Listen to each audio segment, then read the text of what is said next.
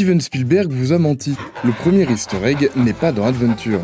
Moi c'est Hydrock et je vous ai dégoté une nouvelle anecdote. Et oui, l'idée reçue popularisée par Ready Player One est fausse. Adventure est le premier jeu d'action-aventure sorti en 1979 dont le but était de tuer 3 dragons pour aller récupérer un calice.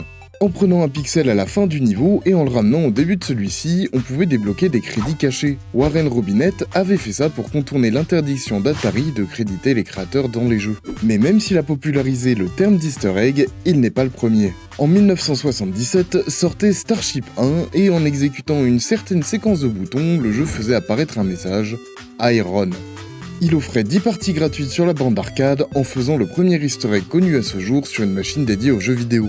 Une bonne blague d'un des développeurs, Ron Milner, qui devait en avoir marre de payer son propre jeu.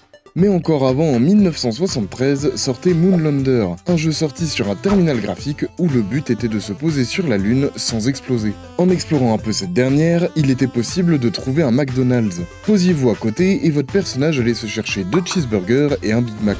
Explosiez en vous posant dessus, et le jeu vous reprochait d'avoir détruit le seul McDonald's de la Lune. Like et follow si tu veux plus d'anecdotes sur les jeux, films et séries.